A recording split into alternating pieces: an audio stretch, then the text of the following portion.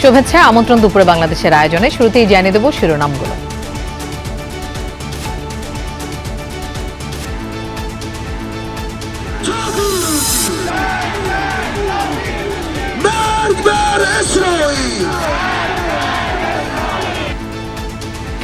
ইরানের সভ্যতা বিনাশের হুমকি দিয়ে যুদ্ধবিরতি, তবুও নিজেদের জয়ী বলছে ট্রাম্প প্রশাসন। পরাজয় ঘটেছে কাগুজে বাঘের, পাল্টা দাবি ইরানিদের।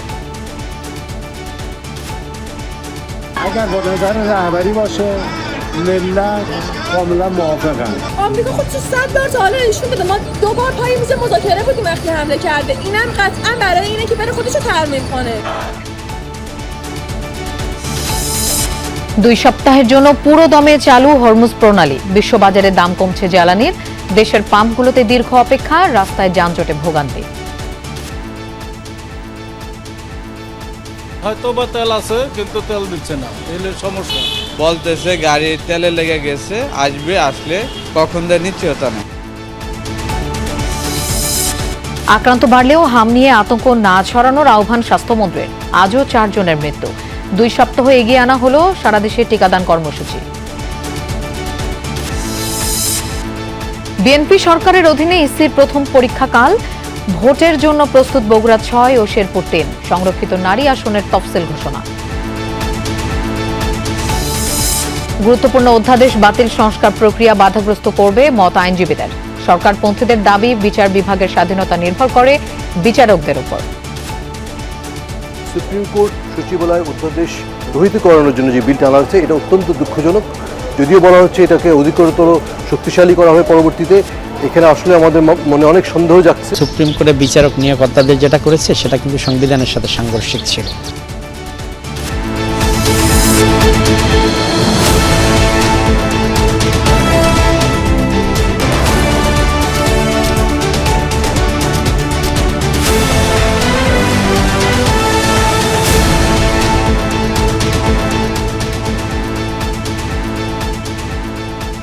দেখছিলেন শিরোনামগুলো। এছাড়াও দেশ বিদেশের আরো খবর নিয়ে দুপুরে বাংলাদেশে আপনাদের সঙ্গে থাকছি আমি মৌসুমী আহমেদ লোপা।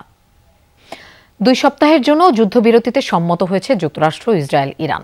পাকিস্তানের মধ্যস্থতায় কার্যকর হয়েছে চুক্তি, নিশ্চিত করেছেন মার্কিন প্রেসিডেন্ট ডোনাল্ড ট্রাম্প এবং ইরানের পররাষ্ট্রমন্ত্রী আব্বাস আরাকচি। লেবানন ব্যতীত ইরানের যুদ্ধ বন্ধে রাজি হয়েছে ইসরায়েলও। 2 সপ্তাহের জন্য হরমুজ প্রণালী দিয়ে নিরাপদে চলাচল করা যাবে, নিশ্চিত করেছে তেহরান। ডেডলাইন শেষ হওয়ার মাত্র কয়েক ঘন্টা আগেও ইরানের পুরো সভ্যতা ধ্বংস করার হুমকি দিয়ে পোস্ট দেন মার্কিন প্রেসিডেন্ট ডোনাল্ড ট্রাম্প। হরমুজ প্রণালী খুলে দিতে আবারও বেঁধে দেয়া সময়সীমার কথা মনে করিয়ে দেন তেহরানকে।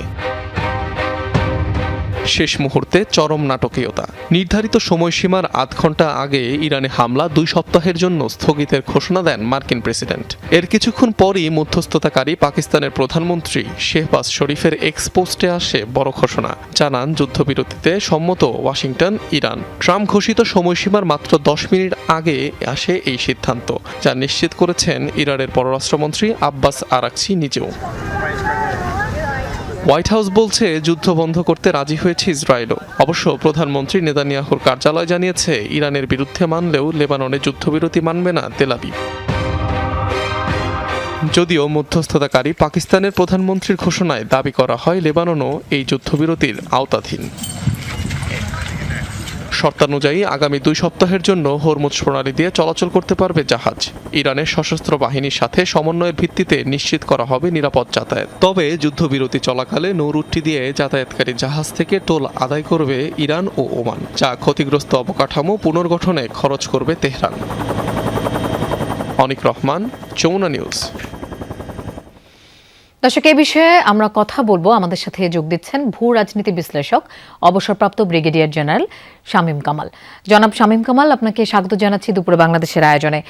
শুরুতেই যেটি জানতে চাই, ইরান যুক্তরাষ্ট্র যে যুদ্ধবিরতি হলো, এটা কি সত্যিকার অর্থেই শান্তির শুরু নাকি সাময়িক কোনো কৌশলগত বিরতি? আপনাকে অসংখ্য ধন্যবাদ আমাদের সাথে নেওয়ার জন্য। এটা কোনো স্থায়ী ব্যবস্থা যে নয়, এটা নিশ্চিত, বিকজ এটা একটা শর্তযুক্ত আলোচনা এবং সেখানে উভয় পক্ষ শর্ত দিয়েছে। এখন সবচেয়ে বড় যে বিষয়টা, এটা হচ্ছে বড় ধরনের একটা স্বস্তির নিঃশ্বাস ফেলেছে। আমার মনে হয় যে দ্বিতীয় বিশ্বযুদ্ধের পরে এরকম শ্বাসরুদ্ধকর পরিস্থিতি কখনো আসেনি, এবং ডোনাল্ড ট্রাম্পের যে গৃহীত বা অনুসৃত পলিসি, ম্যাডম্যান পলিসি, সেটা ভয়ানক পরিণতির দিকে যাচ্ছিল। কিন্তু সেক্ষেত্রে পাকিস্তানের প্রধানমন্ত্রীর মধ্যস্থতায় বা পাকিস্তানের মধ্যস্থতায় যে আলোচনার বসতে রাজি হচ্ছেন, এটা ঠিক 1.5 ঘন্টা আগে তার ট্রুথ সোশ্যালে যেভাবে বলেছেন।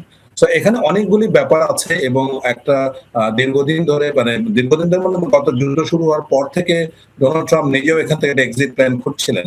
তো সেটারও একটা সংকট দেখা দিচ্ছিল, কিন্তু এর একটা সুফল যে আমরা পাবো কোনো সন্দেহ নেই। 2 সপ্তাহের জন্য যে যুদ্ধবিরতি রাজি হয়েছে, সেখানে ডোনাল্ড ট্রাম্পের যে সুস্পষ্ট কথাগুলি ছিল, এটা কিন্তু প্রভিশনাল সিজফায়ার, এটা কোনো স্থায়ী কোনো সিজফায়ার না। এবং ইরান এখানে যে 10টি শর্ত দিয়েছে, শর্তগুলি কিন্তু খুবই কঠিন। ইরানের দিকে শতভাগ এটা পক্ষে যাবে কোনো সন্দেহ নেই, এবং এটাকে যদি মেনে নেয় তাহলে ডেফিনেটলি এটা মার্কিন যুক্তরাষ্ট্রের স্মরণকালের একটা কূটনৈতিক এবং নৈতিক পরাজয় হবে, কোনো সন্দেহ নেই। তো এই শর্তগুলির মধ্যে ডোনাল্ড ট্রাম্প যেটা দিয়েছেন যে এই complete, immediate and safe opening of Hormuz প্রণালী, এটার ব্যাপারে, এবং ইরান সেখানে পাল্টা চুক্তি দিয়ে শর্ত দিয়েছে 2 সপ্তাহের জন্য খুলে দেওয়া হবে বটে, কিন্তু এটা ইরানের সামরিক ব্যবস্থাপনায় পরিচালিত হবে। সুতরাং এই রকম যে চুক্তিগুলি দেওয়া মানে উভয় পক্ষের যে শর্তগুলি দেওয়া হয়েছে, কোনটা কিন্তু সহজে মেনে নেওয়ার মতো নয়। আমি মনে করছি না উভয় পক্ষ খুব সহজে এই বিষয়গুলোকে মেনে নেবে। সুতরাং এখানে একটা সংশয় রয়ে গেছে। এর মধ্যে মার্কিন যুক্তরাষ্ট্রে আমরা যেটা দেখতে পাচ্ছি যে এদের অভ্যন্তরীণ রাজনীতিতে এটা নিয়ে বড় ধরনের একটা বেসামাল বা একটা মানে উন্মাদনা কাজ করছে। বিশেষ করে সিনেটররা অলরেডি, সাবেক যে স্পিকার আছেন ন্যান্সি পেলোসি, সে প্রস্তাব দিয়েছে যে ইমিডিয়েটলি এই পাগলা রাজাকে না সরালে পুরো পৃথিবীতে মার্কিন যুক্তরাষ্ট্রের ভাবমূর্তি শুধু ক্ষুণ্ণ হবে না, আমরা একটা জেনোসাইড নেশন হিসেবে দাঁড়াবো। সেক্ষেত্রে 2টা অপশন উনি বলেছেন, একটা হচ্ছে ইমপিচমেন্টে যাওয়া, অথবা আর্টিকেল 25 অনুযায়ী তাকে অপসারণ করা বা তাকে সরিয়ে তার বিকল্প কাউকে স্থাপন করা। তো এই বিষয়গুলো নিয়ে আলোচনা হচ্ছে। শুধু আমি মনে করি না এটা আপাতত একটা ইয়াতে আসছে, একটা সমঝোতা আসছে, কিন্তু এটা কোনো স্থায়ী কোনো সমাধানের ইঙ্গিত করে না।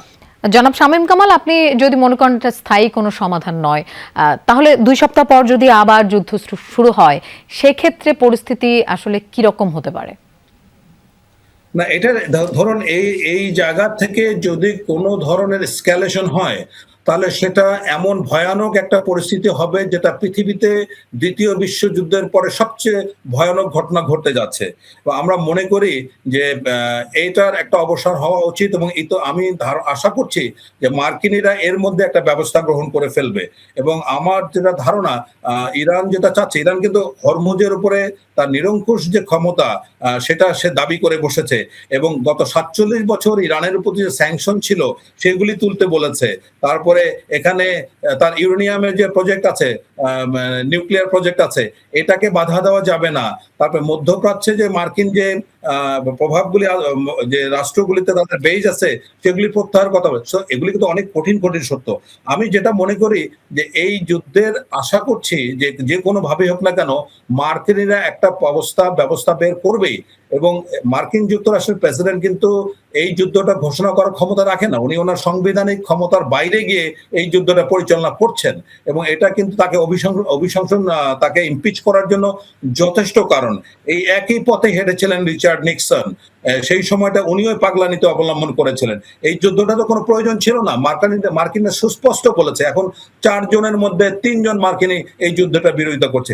এটার মধ্যে যেটা হচ্ছে, অনেকগুলি প্রভাব কিন্তু হবে। ফার্স্ট অফ অল, মধ্যপ্রাচ্যের পুরো প্যারাডাইম শিফট হবে, মধ্যপ্রাচ্যের আদল চেঞ্জ হয়ে যাবে। এটার পরে ইসরায়েল যে এককভাবে ইহুদি রাষ্ট্রের স্বপ্ন দেখছিল, সেটারও সমাপ্তি হবে। ন্যাটো ভেঙে যাবে, মার্কিন যে ইউনিপোলার রাষ্ট্র ব্যবস্থা ছিল সেটা ভেঙে যাবে। এমনকি ডোনাল্ড ট্রাম্পের ইমপিচমেন্ট বা তাকে অপসারণের জন্য পথ খোলা যাবে। সুতরাং এই জায়গাটাতে ডোনাল্ড ট্রাম্পের যদি মানে গুড সেন্স প্রেভেল বলে একটা কথা আছে, এটা যদি হয় তাহলে কিন্তু সব দিক থেকে একটা সুবাতাস বইতে পারে। অথবা এখন ভয়ঙ্কর এটা তো যুদ্ধটা শুধুমাত্র সামরিক যুদ্ধ নয়, এটা পুরো বিশ্ব অর্থনৈতিক ব্যবস্থার উপর প্রচন্ড ধরনের একটা ঝাঁকুনি পড়েছে। এবং আপনি দেখুন যে ইরানের যে আস্তে আস্তে মানে প্রথম আমরা কিছুই বুঝতে পারিনি, এবং আমি শিওর যে ডোনাল্ড ট্রাম্প নিজেও ভাবেননি যে ইরান এভাবে রিয়্যাক্ট করবে বা এই পর্যায়ে পৌঁছাতে পারে, এবং ইরানের সামর্থ্যটা যে কোন পর্যায়ে আছে এটা কিন্তু এখনো ঠাউর করা যাচ্ছে না। তো সার্বিকভাবে এই জায়গা থেকে যদি ডোনাল্ড ট্রাম্প বের হয়ে না আসেন তাহলে আমার মনে হয় যে এমন ভয়ঙ্কর পরিস্থিতি এবং এটা পুরো বিশ্বকে ভীষণভাবে কাঁপিয়ে তুলবে। এবং আপনি যেটা বলছিলেন যে সুবাতাস বয়ে যাক এমনটাই প্রত্যাশা আসলে আমাদের সবার, এবং মার্কিন সাধারণ জনগণ তারাই আসলে চাচ্ছেন না যুদ্ধটা চলুক। সেই ক্ষেত্রে এরকম একটা সমাধান আসুক, এটাই পুরো বিশ্ব তাকিয়ে আছে। ধন্যবাদ জনাব শামীম কামাল আমাদের সাথে যোগ দেবার জন্য। যুক্তরাষ্ট্রকে কাগজে বাঘ বলছে ইরানিরা, পারস্য সভ্যতার উত্তরসূরিদের কণ্ঠে আপোষ না করার প্রত্যয়। যুদ্ধবিরতি ঘোষণার সাথে সাথেই রাজপথে নেমে উল্লাস করে ইরানের মানুষ। খামেনি প্রশাসনের প্রতি সমর্থনও জানায় অনেকে। তবে যুদ্ধবিরতির খবরে আপাতত স্বস্তি এলেও যুক্তরাষ্ট্র ইসরায়েলকে বিশ্বাস করতে পারছে না তারা। ডোনাল্ড ট্রাম্প যখন পুরো ইরান আর তার জনগোষ্ঠীকে ধ্বংসের হুঁশিয়ারি দিয়েছেন, তখনও অকুতভয় ইরানিরা। সব বিদ্যুৎ কেন্দ্র আর সেতু উড়িয়ে দেওয়ার হুমকির তোয়াক্কা না করে সেসব স্থাপনার সামনেই মঙ্গলবার মানববন্ধন করেছে পারস্য নাগরিকরা। শেষমেশ যুদ্ধবিরতির ঘোষণা। গভীর রাতে উল্লাসে ফেটে পড়ে ইরানিরা। রাজধানী তেহরানের ইনকিলাব স্কয়ারে জড়ো হন শত শত মানুষ। নারী, পুরুষ, শিশু যোগ দেন সব বয়সীরা। আমেরিকার উদ্দেশ্যে বলতে এসেছি, আমরা আপোষ করি না, বারবার একই ভুল করবেন না। আমেরিকা যে আসলে কাগজে বাঘ তা পুরো বিশ্বের সামনে প্রকাশ পেল। সবাই জানলো তারা ফাঁকা আওয়াজ করে। কেবল রাজধানী নয়, দেশ জুড়ে পথে পথে চলে আনন্দ মিছিল। মানুষের ঢলে বহু সড়কে বন্ধ হয়ে যায় যান চলাচল। অবশ্য যুদ্ধবিরতিতে স্বস্তি ফিরলেও যুক্তরাষ্ট্র ও ইসরায়েলের প্রতি এখনও তীব্র অবিশ্বাস ইরানিদের। আমেরিকাকে বিশ্বাস করা যায় না যতক্ষণ না নিরাপত্তা পরিষদে রেজুলেশন পাশ হচ্ছে এবং ক্ষতিপূরণ না দিচ্ছে। সবাই শান্তি চায়, কিন্তু দুর্ভাগ্যজনকভাবে এমন কারো সাথে কথা বলতে হচ্ছে যাদের বিশ্বাস করা যায় না। তারা বিভিন্ন দেশের সাথে একই অপকর্ম বারবার করেছে। ইরানের শাসকদের প্রতি সমর্থন জানান নাগরিকরা। সর্বোচ্চ ধর্মীয় নেতা মুস্তাফা খামেনির ছবি ও জাতীয় পতাকা হাতে চলে slogan, death to America, death to Israel, death to compromise. যুক্তরাষ্ট্র ও ইসরায়েলের পতাকা পুড়িয়ে জানানো হয় প্রতিবাদ। Dorothy Tasrin, Jamuna news. ইরানের যুদ্ধবিরতির পরপরই বিশ্ববাজারে তেলের দাম কমেছে অন্তত 15%। পরিশোধিত ও অপরিশোধিত উভয় জ্বালানি তেলের দামেই পতন দেখা গেছে। ব্যারেল প্রতি দাম ওঠানামা করছে $92 থেকে $94। চাঙ্গা হয়ে উঠেছে যুক্তরাষ্ট্রের শেয়ার বাজারও। এনভিডিয়া, টেসলা, ইন্টেলের মতো শীর্ষ কোম্পানিগুলোর শেয়ারের দাম বৃদ্ধি পেয়েছে। ঊর্ধ্বমুখী সবকটি সূচক। তবে যুক্তরাষ্ট্রের জ্বালানি প্রতিষ্ঠানগুলোর শেয়ারের দামে এখনও পতনের ধারা অব্যাহত। জাপান, দক্ষিণ কোরিয়া সহ এশিয়ার শেয়ার বাজারেও ইতিবাচক ধারা লক্ষ্য করা গেছে। জ্বালানি তেলের জন্য রাজধানীর পাম্পগুলোর সামনে আজও যানবাহনের দীর্ঘ অপেক্ষা, যা মহাসড়কে বাড়াচ্ছে যানজট, চরম ভোগান্তিতে নগরবাসী। রাজধানীর বিজয় সরণি ট্রাস্ট ফিলিং স্টেশনে তেল নিতে অপেক্ষায় কয়েকশো যানবাহন গাড়ির লাইনে মহাখালী পর্যন্ত ছাড়িয়ে গেছে। তবে পর্যাপ্ত তেল না থাকায় গ্রাহকের চাহিদা পূরণ করা যাচ্ছে না। অনেক ফিলিং স্টেশনেই অকটেন নেই সাইনবোর্ড টানানো। পাম্প মালিকদের অভিযোগ, ডিপো থেকেই আগের তুলনায় কম তেল সরবরাহ করা হচ্ছে। তারা বলছেন সংকটের মূল কারণ প্যানিক বাইং আর মজুদ প্রবণতা। এদিকে পর্যাপ্ত তেল আছে সরকারের এমন দাবির সাথে বাস্তবতার মিল না পেয়ে ক্ষুব্ধ অনেক গ্রাহক। হয়তো বা তেল আছে কিন্তু তেল দিচ্ছে না, এই সমস্যা। কালকে সন্ধ্যা 6টায় সিরিয়াল ধরা হয়েছে, বলতেছে গাড়ির তেলে লেগে গেছে, আসবে, আসলে কখন দেয় নিশ্চয়তা নেই। 6টার ভিতরে এর ভিতরে গাড়ি আইসা পড়ে, এর ভিতরে গাড়ি আসে যেহেতু তখন তেল দেওয়া শুরু করে, এর আগে তেল দেওয়া শুরু করে না। নাটোরের বড়াই গ্রামে জ্বালানি তেল না পেয়ে সড়ক অবরোধ করে বিক্ষোভ করেছেন গ্রাহকরা। গোপনে তেল বিক্রির অভিযোগে পাম্পটিকে জরিমানা করেছে ভ্রাম্যমাণ আদালত। স্থানীয়রা জানায় পাটোয়ারি ফিলিং স্টেশনে দীর্ঘ সময় অপেক্ষা করেও তেল না পেয়ে ক্ষুব্ধ হয়ে ওঠেন গ্রাহকরা। এক পর্যায়ে পাশের সড়কে অবস্থান নিয়ে বিক্ষোভ করেন তারা। এতে বন্ধ হয়ে যায় যান চলাচল, ভোগান্তিতে পড়েন যাত্রীরা। খবর পেয়ে ঘটনাস্থলে যান উপজেলা নির্বাহী কর্মকর্তা। আলোচনার পর সড়ক অবরোধ তুলে নেন বিক্ষুব্ধরা। পরে তদন্তে উঠে আসে তদারকির দায়িত্বে থাকা সরকারি কর্মকর্তাকে না জানিয়ে রাতের আঁধারে পাম্পের লোকজন গোপনে 2600 লিটার পেট্রোল বিক্রি করেছে।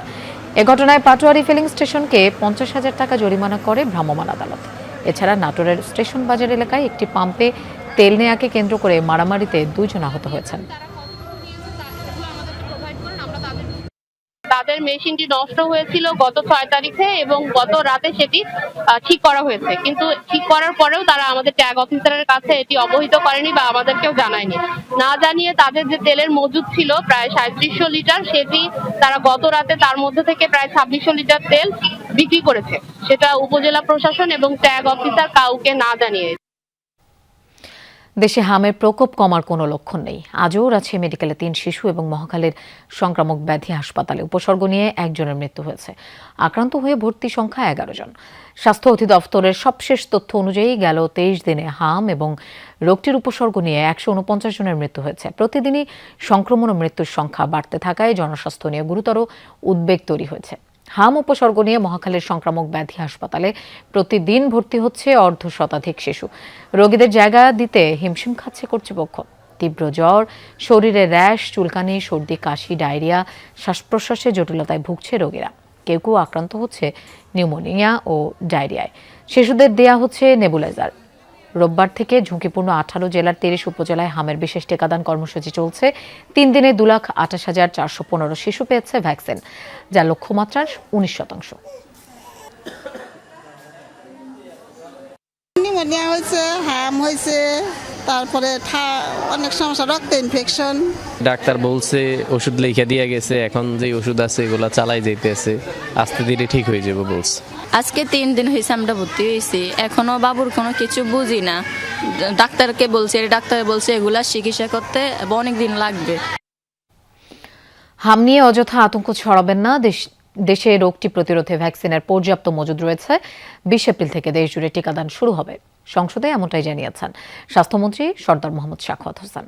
সংসদ অধিবেশনে হাম নিয়ে ব্রাহ্মণবাড়িয়া 2 আসনের এমপি রুমিন ফারহানার প্রশ্নের জবাবে তিনি এসব তথ্য জানান। বলেন, আওয়ামী লীগ এবং অন্তর্বর্তী সরকারের টিকা ব্যবস্থাপনায় গাফিলতির কারণেই পরিস্থিতি জটিল হয়েছে। সেই সংকট কাটিয়ে উঠছে সরকার। সংসদে দেয়া বক্তব্যে স্বাস্থ্যমন্ত্রী জানান, 2,19 লাখ হামের টিকা পাওয়া গেছে, আরও মজুদ আছে। দুর্নীতি ও বিলম্ব এড়াতে এবার টেন্ডার প্রক্রিয়া বাদ দিয়ে সরাসরি ইউনিসেফ থেকে টিকা সংগ্রহ করা হচ্ছে। আমরা ডিক্লেয়ার করেছিলাম from 3rd May all over the country শুরু করার জন্য। আমরা এটাকে আরো এগিয়ে নিয়ে আসছি। Because we have been able to collect the necessary vaccines from UNICEF by this time, and so we are expediting the vaccination programme all over the country from 20th of this month। আমরা 14 দিন এগিয়ে নিয়ে আসছি। শেরপুর 3 আসনে জাতীয় সংসদ নির্বাচন ও বগুড়া 6 আসনের উপনির্বাচনের ভোট গ্রহণ আগামীকাল। শেরপুর 3 আসনের ঝিনাইগাতি ও শ্রীবর্দী উপজেলায় নির্বাচন ঘিরে কেন্দ্রে কেন্দ্রে নির্বাচনী সরঞ্জাম পাঠানো হচ্ছে। নেওয়া হয়েছে ব্যাপক নিরাপত্তা ব্যবস্থা। মাঠে রয়েছে পুলিশ, আনসার ও বিজিবি। পাশাপাশি স্ট্রাইকিং ফোর্স হিসেবে সেনাবাহিনী সহযোগিতা করবে প্রশাসনকে। কর্মকর্তারা জানান, 128টি কেন্দ্রে ভোটাধিকার প্রয়োগ করবেন 4,13,000 মানুষ। নির্বাচনে লড়বেন জামায়াত, বিএনপি ও সমাজতান্ত্রিক দলের 3 প্রার্থী। আগামীকাল সকাল 7:30 থেকে বিকেল 4:30 পর্যন্ত ভোট গ্রহণ চলবে। 2টি উপজেলায় 28টি কেন্দ্রকে ঝুঁকিপূর্ণ ঘোষণা করা হয়েছে। এদিকে বগুড়া 6 সদর আসনের উপনির্বাচনও কাল। প্রধানমন্ত্রী তারেক রহমানের ছেড়ে দেয়া এই আসনে বিএনপি মনোনীত রেজাউল করিম বাদশাহ, জামায়াতে ইসলামী মনোনীত আব্দুর রহমান সোহেল এবং বাংলাদেশ ডেভেলপমেন্ট পার্টির আলামিন তালুকদার প্রতিদ্বন্দ্বিতা করছেন। নির্বাচনী কর্মকর্তারা জানান, এই আসনে সকাল 7:30 থেকে বিকেল 4:30 পর্যন্ত 150 কেন্দ্রে ভোট গ্রহণ হবে। ভোটার 4.5 লাখের বেশি। পাশাপাশি পোস্টাল ব্যালটের ভোটার রয়েছেন 3,736 জন। ভোট গ্রহণের জন্য সব প্রস্তুতি সম্পন্ন। স্থগিত হওয়া শেরপুর 3 আসনের জাতীয় সংসদ নির্বাচন কাল। এ বিষয়ে আমরা আরও জানবো। জেলার ঝিনাইগাতি থেকে আমাদের সাথে যোগ দিচ্ছেন সহকর্মী আলামিন হক অহন। নির্বাচনের সার্বিক প্রস্তুতি একটু জানতে চাই এবং নিরাপত্তা ব্যবস্থা নিয়ে আপডেট একটু জানাবেন। নিরাপত্তা ব্যবস্থা বেশ ভালো, বিশেষ করে জাতীয় নির্বাচনের সময়ে আমরা জাতীয় নির্বাচনের উপনির্বাচন এটি, সেই সময় যে ব্যবস্থা আমরা দেখেছি তার চাইতে অন্তত 2 গুণ বেশি। আমি সেই দৃশ্যও দেখাতে চাই। পুলিশ তো রয়েছে, বিজিবি, র্যাব তারাও রয়েছেন এবং নির্বাচনী সরঞ্জামগুলো বিতরণ করা হচ্ছে। সেটি সকাল থেকেই শুরু হয়েছে। যারা প্রিজাইডিং অফিসার আছেন কেন্দ্রের দায়িত্বে তারা সেগুলো গ্রহণ করছেন, দেখছেন যে অমোচনীয় কালি, ব্যালট পেপার সেগুলো ঠিকঠাক আছে কি না গুনে দেখার চেষ্টা করছেন এবং সেটি শেষ পর্যন্ত কতটা ঠিকঠাক আছে সেটিও আমরা জানার চেষ্টা করছিলাম। সবাই ঠিকঠাকই পাচ্ছেন এবং আপনি জেনে থাকবেন যে এই এলাকার মানুষের বেশ কিছু চাওয়া পাওয়া রয়েছে, বিশেষ করে বন্য হাতির যে তাণ্ডব সেটি তারা বৈজ্ঞানিক উপায়ে সেটি কিভাবে কমানো যায় সেই কথাগুলো বলছেন। পিছিয়ে পড়া জনগোষ্ঠী আছেন এখানে অনেকেই, তাদের জীবনমান কিভাবে উন্নয়ন করা যায় সেইগুলো চাওয়া। মূলত জামাত এবং বিএনপি এই দুটির মধ্যেই মূল প্রতিদ্বন্দ্বিতা। 3 জন মাত্র প্রার্থী। এর আগে যখন এই আসনটি স্থগিত করা হয় জামাতের প্রার্থীর মৃত্যুর ঘটনায়, সেই সময় 5 জন প্রার্থী ছিলেন। এরপরে নতুন করে যখন প্রার্থিতা প্রত্যাহার করা হয় এই নির্বাচনে এখন 3 জন প্রার্থী তাদের ভোট নেওয়ার চেষ্টা করছেন এবং প্রায় 4,13,000 ভোটাধিকার প্রয়োগ করবেন। নারী ভোটারের সংখ্যা বেশি রয়েছে, যে কারণে এই নির্বাচনে যে প্রার্থী নারী ভোটারকে বেশি টানতে পারবেন জয়ে তার হওয়ার সম্ভাবনা বেশি। একই সঙ্গে সরকার যেহেতু গঠন হয়ে গেছে, যে কারণে সাধারণ মানুষের ভোট কেন্দ্রে যাওয়া কতটা নিশ্চিত করা যাবে সেটিও একটা বিষয়। প্রশাসনের দিক থেকে আমরা দেখেছি যে সাধারণ মানুষকে ভোট কেন্দ্রে নেওয়ার জন্য সব ধরনের উদ্যোগই নেওয়া হয়েছে, অর্থাৎ ভোটাধিকার প্রয়োগ করতে হবে সেটির বেশ আমরা দেখেছি। এবং তারপরেও অনেকে আশঙ্কা করছেন গেল নির্বাচনের সময় জাতীয় নির্বাচনে 12 ফেব্রুয়ারি নির্বাচনে যে পরিমাণ ভোটাধিকার প্রয়োগ করেছিলেন সেটি এবার হয়তো নাও হতে পারে। এবং আপনি জেনে থাকবেন যে জাতীয় নির্বাচনের আগে 12 ফেব্রুয়ারি নির্বাচনের আগে যে প্রথম হত্যাকাণ্ডের ঘটনা ঘটেছিল সেটি এই ঝিনাইগাতিতে, আমি যেখানে দাঁড়িয়ে আছি তার কিছুটা সামনেই, এবং তারপরে সেই রেশ কিন্তু এখনো রয়ে গেছে, যে কারণে সাধারণ মানুষ মনে করছেন নিশ্চয়ই এ ধরনের ঘটনা আগামীকাল ঘটবে না, শান্তিপূর্ণভাবেই ভোট দেবেন ভোটাররা। অহন, আপনাকে ধন্যবাদ আমাদের সাথে যোগ দেওয়ার জন্য। ত্রয়োদশ জাতীয় সংসদের সংরক্ষিত নারী আসনে নির্বাচনের তফসিল ঘোষণা করেছেন নির্বাচন কমিশনের সচিব আক্তার আহমেদ। সকালে রাজধানীর আগারগাঁওয়ে নির্বাচন কমিশনের সাংবাদিকদের তিনি জানান, সংরক্ষিত নারী আসনে প্রতিদ্বন্দ্বী প্রার্থীরা আগামী 21 এপ্রিল ইসি ভবনে তাদের মনোনয়নপত্র জমা দিতে পারবেন। এরপর 22 ও 23 এপ্রিল রিটার্নিং অফিসার কর্তৃক দাখিলকৃত মনোনয়নপত্রগুলো যাচাই বাছাই করা হবে। মনোনয়নপত্র বাতিলের বিরুদ্ধে আপিল করার সুযোগ থাকছে 26 এপ্রিল পর্যন্ত। পরের 2 দিন হবে আপিল নিষ্পত্তি। প্রার্থিতা প্রত্যাহারের জন্য শেষ সময় 29 এপ্রিল, পরদিন অর্থাৎ 30 এপ্রিল চূড়ান্ত প্রার্থীদের মাঝে প্রতীক বরাদ্দ দেবে ইসি। নির্বাচন করার জন্য আমরা আমাদের রিটার্নিং অফিসার এখানে আমাদের সাথে আছেন জনাব মনির হোসেন, উনি আছেন নির্বাচন পরিচালনা অধিশাখার দায়িত্বে, উনি সহকারী রিটার্নিং অফিসার, এবং আমরা 4 জন পোলিং অফিসারকে এই দায়িত্বে নিয়োজিত করেছি। গুরুত্বপূর্ণ অধ্যাদেশ বাতিলে রাষ্ট্র কাঠামো সংস্কারের দাবি ভুলুণ্ঠিত হওয়ার শঙ্কা করছেন কেউ কেউ। বিশেষত বিচার বিভাগ স্বাধীনভাবে কাজ করতে পারবে কিনা তা নিয়ে সন্দিহান সংস্কার কমিশনের সদস্যরা। তাদের মতে অনিশ্চয়তায় পড়বে মানবাধিকার ও গুম সংক্রান্ত অভিযোগ নিষ্পত্তিরও ভবিষ্যৎ। তবে বিপরীত মত সরকারপন্থী আইনজীবীদের। তাদের দৃষ্টিতে ত্রুটিপূর্ণ অধ্যাদেশ বাতিল সংস্কারে প্রভাব ফেলবে না। বিচার বিভাগের স্বাধীনতা বিচারকদের মানসিকতার উপর নির্ভর করে বলেও মনে করেন তারা। রাজনৈতিক পালাবদলে বদলে যাবে না বিচারকের আদেশ, আবার সিদ্ধান্ত ক্ষমতার বিপরীতে গেলেও ঝুঁকিতে পড়বেন না বিচারক। গণমানুষের এমন চাওয়া অনেক দিনের। বিচার বিভাগের স্বাধীনতার লক্ষ্যে পৃথক সচিবালয় ও নিয়োগের অধ্যাদেশ জারি করে অন্তর্বর্তী সরকার। সে অনুযায়ী কার্যক্রমও শুরু হয়। তবে ভোটের পর বিএনপি নেতৃত্বাধীন বর্তমান সরকার তা ত্রুটিপূর্ণ বলে বাতিলের সিদ্ধান্ত নেয়। এ নিয়ে পক্ষে বিপক্ষে মত দেন আইনজীবীরা। কারো কারো অভিমত বাধাগ্রস্ত হবে বিচারালয়ের স্বাধীনতা। সুপ্রিম কোর্ট সচিবালয় অধ্যাদেশ রহিত করানোর জন্য যে বিলটা আনা হচ্ছে এটা অত্যন্ত দুঃখজনক।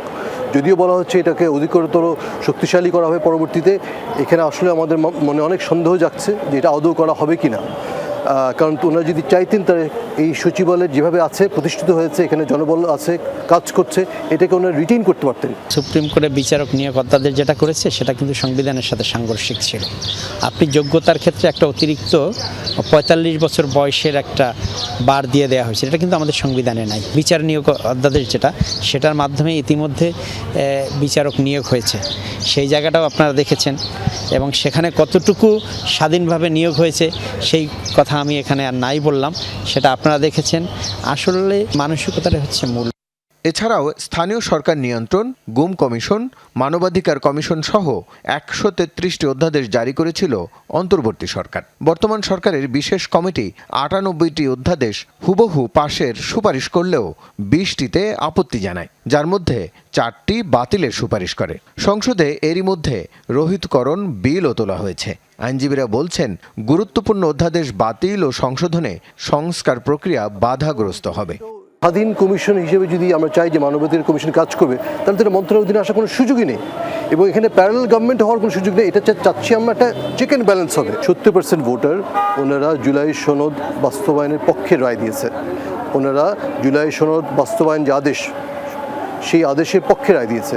অর্থাৎ জুলাই সনদের রিফর্ম প্রপোজালগুলোই প্রাধান্য পাবে, সেখানে নোট অফ ডিসেন্ট থাকুক বা না থাকুক।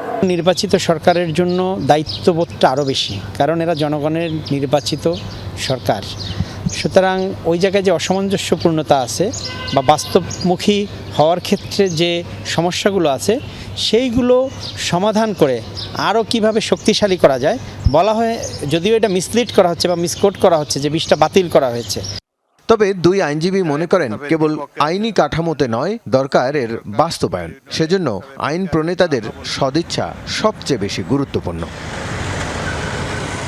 রাসেল আহমেদ, যমুনা নিউজ, ঢাকা। লালমনিরহাটের পাটগ্রাম সীমান্তে বিএসএফের গুলিতে এক বাংলাদেশি নিহত হয়েছেন, আহত হয়েছেন 2 জন। মঙ্গলবার রাতে উপজেলার ধবলগুড়ি সীমান্তে এই ঘটনা ঘটে।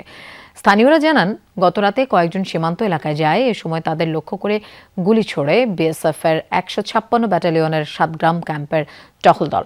ঘটনাস্থলেই মারা যান আলী হোসেন নামে এক ব্যক্তি। পরে তার মরদেহ নিয়ে যায় ভারতীয় সীমান্তরক্ষী বাহিনী। আলী হোসেনের বাড়ি পূর্ব পানিয়াটারি গ্রামে। এই ঘটনায় আহত হন 2 জন। বর্ডার গার্ড বাংলাদেশ 61 বিজিবির অধিনায়ক লেফটেন্যান্ট কর্নেল সৈয়দ ফজলে মুনিম জানান, বিএসএফের সাথে পতাকা বৈঠকে বিষয়টি নিয়ে আলোচনা হবে।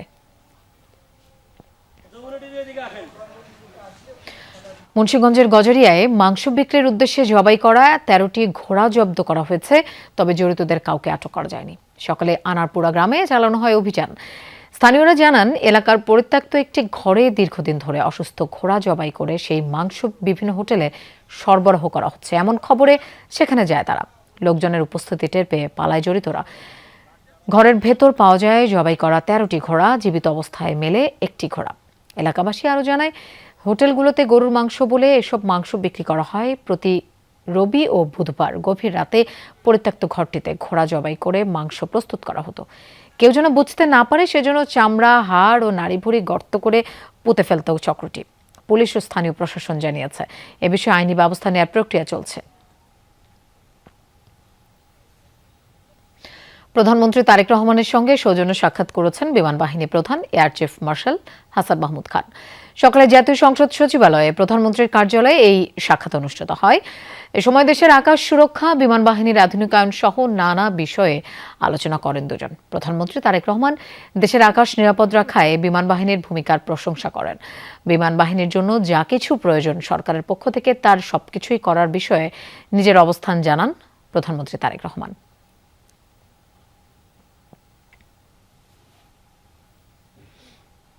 আটত্রিশ দিনের রক্তক্ষয়ী সংঘাতের পর কি তবে শান্তির সুবাতাস, নাকি এটা বড় কোনো ঝড়ের আগের নীরবতা? যুদ্ধ স্থায়ীভাবে বন্ধের লক্ষ্যে আগামী 10 এপ্রিল ইসলামাবাদে মুখোমুখি বসছে যুক্তরাষ্ট্র ও ইরান। আলোচনার মূল ভিত্তি তেহরানের দেয়া 10 দফা প্রস্তাব, যেখানে হরমুজ প্রণালীতে পূর্ণ নিয়ন্ত্রণ থেকে শুরু করে মধ্যপ্রাচ্য থেকে মার্কিন সেনা প্রত্যাহার এবং সব নিষেধাজ্ঞা তুলে নেয়ার মতো কঠোর শর্ত রেখেছে ইরান। যুক্তরাষ্ট্রের ৪৫ দিনের যুদ্ধবিরতি প্রস্তাব ইরান প্রত্যাখ্যান করেছিল। উল্টো ওয়াশিংটনের দিকে ছুড়ে দিয়েছিল ১০ দফার কড়া শর্ত। শুরুতে হোয়াইট হাউস পাত্তা না দিলেও শেষ পর্যন্ত সুর নরম করেছেন ডোনাল্ড ট্রাম্প। এই ১০ দফাকেই আলোচনার ভিত্তি হিসেবে মেনে নিতে বাধ্য হয়েছে যুক্তরাষ্ট্র। মাঝখান থেকে বাজিমাত করেছে পাকিস্তান। তাদের মধ্যস্থতায় সাময়িক যুদ্ধবিরতির পর শুরু হচ্ছে আসল স্নায়ুযুদ্ধ। আগামী শুক্রবার ইসলামাবাদে বসছে দুই চিরশত্রুর হাই প্রোফাইল বৈঠক। কিন্তু কি আছে দর কষাকষির ভিত্তি এই ১০ দফায়? ইরানের সুপ্রিম ন্যাশনাল সিকিউরিটি কাউন্সিল যে রূপরেখা প্রকাশ করেছে তাতে স্পষ্ট মধ্যপ্রাচ্যের হ্রাস নিজেদের হাতেই রাখতে চায় তেহরান। সবচেয়ে বড় শর্ত হরমুজ প্রণালী, এর নিয়ন্ত্রণ এবং যাতায়াত প্রোটোকল থাকবে সম্পূর্ণ ইরানের সামরিক বাহিনীর হাতে, যা তেহরানকে ওই অঞ্চলে ভূ রাজনৈতিক ক্ষমতা দেবে। এখানেই শেষ নয়, ইরানের মিত্রদের উপর ইসরায়েল ও যুক্তরাষ্ট্রের হামলা বন্ধ এবং মধ্যপ্রাচ্যের সব ঘাঁটি থেকে মার্কিন সেনা প্রত্যাহারের মতো কঠিন দাবিও জুড়ে দেওয়া হয়েছে। সেই সাথে যুদ্ধের ক্ষতিপূরণ, সব ধরনের অর্থনৈতিক নিষেধাজ্ঞা প্রত্যাহার এবং জাতিসংঘ নিরাপত্তা পরিষদের অতীত সিদ্ধান্তগুলো বাতিলের শর্ত দিয়েছে ইরান। বিদেশে জব্দ থাকা ইরানের বিলিয়ন বিলিয়ন ডলারের সম্পদ ছেড়ে দিতে হবে বিনা শর্তে। আর এই পুরো ১০ দফা চুক্তি জাতিসংঘের নিরাপত্তা পরিষদের মাধ্যমে অনুমোদন বা গ্যারান্টির শর্তও দিয়েছে তেহরান। তেহরানের বার্তা স্পষ্ট, আমেরিকাকে তারা এক বিন্দুও বিশ্বাস করে না। তাই ১৬ আনা দাবি আদায় না হওয়া পর্যন্ত যুদ্ধের পথ ছাড়বে না তারা। মার্কিন গণমাধ্যম সিএনএন দাবি করেছে ট্রাম্প নাকি ইরানের ১০ দফাই মেনে নিয়েছেন, তবে সোশ্যাল মিডিয়ায় পোস্ট করে তাদের ফ্রড বলে উড়িয়ে দিয়েছেন খোদ মার্কিন প্রেসিডেন্ট। ফলে সমীকরণ দাঁড়িয়েছে অদ্ভুত। দুই পক্ষই যুদ্ধবিরতি নিয়ে নিজেদের মতো করে জয় দাবি করছে। এখন দেখার বিষয় ১৪ দিন পর ইসলামাবাদ থেকে শান্তির সাদা কবুতর ওড়ে নাকি নতুন করে বেজে ওঠে যুদ্ধের দামামা। ডরথি দাস্ট্রিন, যমুনা নিউজ। ইরানকে যুদ্ধবিরতি আলোচনায় আনতে সাহায্য করেছে চীন, এমনটা বিশ্বাস মার্কিন প্রেসিডেন্ট ডোনাল্ড ট্রাম্পের। বার্তা সংস্থা এএফপি জানিয়েছে এমন তথ্য। তেহরানকে রাজি করাতে বেইজিং জড়িত ছিল কিনা এক ফোন আলাপে এমন প্রশ্ন করা হলে হ্যাঁ সূচক জবাব দেন ডোনাল্ড ট্রাম্প। তবে বিস্তারিত কিছু বলেননি মার্কিন প্রেসিডেন্ট। এদিকে বিষয়টি নিয়ে মন্তব্য জানতে চাইলে ওয়াশিংটনের চীন দূতাবাস জানায় সংঘাত শুরুর পর যুদ্ধবিরতি কার্যকর করতে এবং সংঘাতের অবসান ঘটাতে কাজ করে আসছে চীন। ২০২৩ সালে দীর্ঘদিনের প্রতিদ্বন্দ্বী সৌদি আরবের সাথে ইরানের সমঝোতায় পৌঁছাতে মধ্যস্থতা করে চীন। দর্শক, দুপুরে বাংলাদেশের প্রথম ঘন্টা থেকে বিদায় নিচ্ছি আমি মৌসুমী আহমেদ লোপা। আর পরের ঘন্টার খবর নিয়ে ফিরবেন সহকর্মী শাওন দত্ত। আমাদের সাথেই থাকুন।